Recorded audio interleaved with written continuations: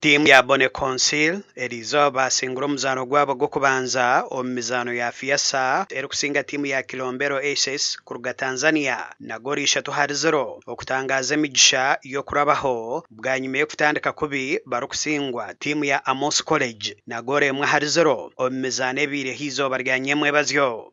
Omuvolebo y'abojo St Jerome SS Ndama yasinga Ecole Leke ya Burundi nobwo babushatu 0 nayo kutangaza emigisha bwanyuma y'okutandika kubi barukusingwa izoba ryanyemwe bazyo kandi yo timu ya Bukedi ya Comprehensive ombishiki basinga bakirmana ba Soweto kuruga Kenya nobwo babushatu 0 okusiga emizano ebiri eyibarukusinga mu mpakezi rero mbojo Bukedi ya Comprehensive na Namugongo zasiga emizano ebiri zirukusinga omuzano gwa Scrabble Ntare School hamwe na Standard High School zana zichebembire bwanyuma emizano 5 ahari 14 kandi omu chess naho timu za Uganda ezirimu wampe ontake zatandika n'obusinguzi. Twine timu zishatu emwe ya Beach Soccer Girls, Beach Soccer Boys and Scrabble.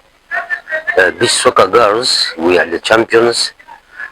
Beach Soccer Boys, we came as number 2 and we expect to take it. As far as Scrabble is concerned, I've been to our advantage. So far we are leading.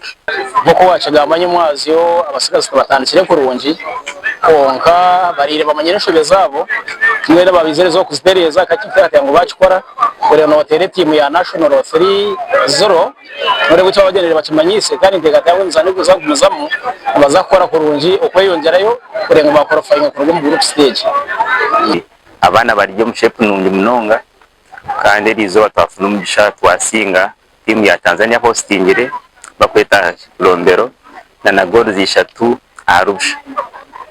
Abana bazanaje munonga kandi tumanyangu next match tuzana na timu ya Kenya kweta St Joseph's Girls Kitale nsakoraje munonga kugira ngo progressing some finals. Uganda yayorekamani no mizane ndijo erimu beach soccer na tennis aho timu ya Kibura bine kikopo basike mizane ebiri yibarukusinga kandi omu handball abishikina bojo timu za Uganda zikina masiko bwanyuma yo kutandika kurungi gasha kwa Aloysius Byamukama omuri Tanzania.